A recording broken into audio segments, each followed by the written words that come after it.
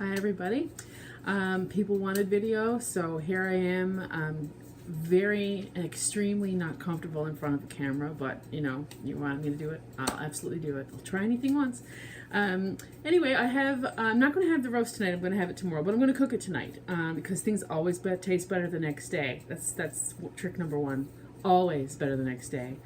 Marinate beforehand. Cook for tomorrow. Today. It's trust me. Just do it. You'll be happy you did. Anyway, so what did I do? I put everything in the marinade, put it in a baggie, stuck it in the fridge for 24 hours or so, and then I took it out. I put a layer of onions, roughly chopped up a couple of onions and put them on the bottom of the roasting pan.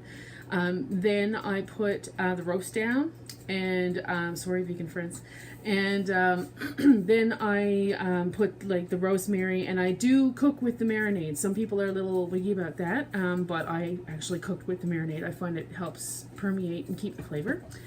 Or it's just what I love to do. Anyway, I'll show you what it looks like now, and then when I'll put it in the oven, and I'll show you what it looks like when it's done. Here's what it looks like going into the oven. See the onions down in the bottom there.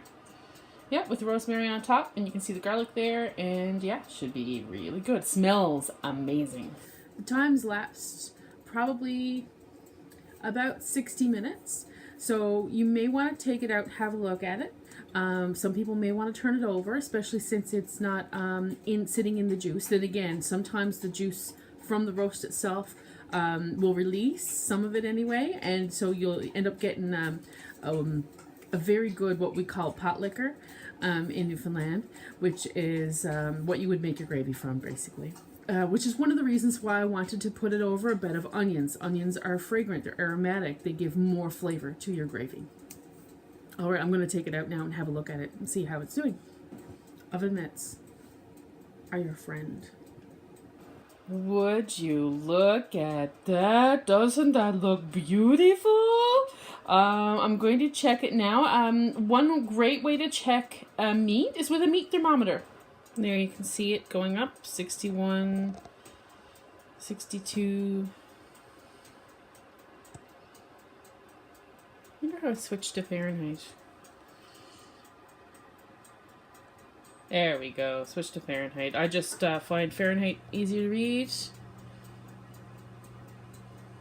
in this instance. So basically 147. I mean, 148, maybe 150 if we're lucky. So what you can do is you can go online and you can Google doneness of beef. Google is your friend. And that will tell you like certain rarities of meat, what that temperature will be. And then if it's not done to your liking, stick her back in the oven, baby. Sorry for the shaky. I'm handheld. Okay, it's out. I am checking the temperature again.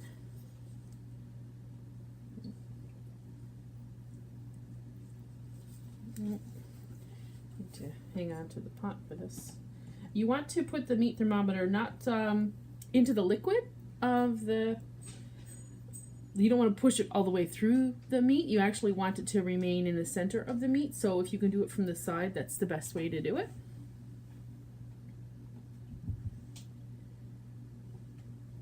Oh yeah, she's well done. 160 degrees Fahrenheit is well done according to the USDA. Ooh. I'm in Canada, whatever.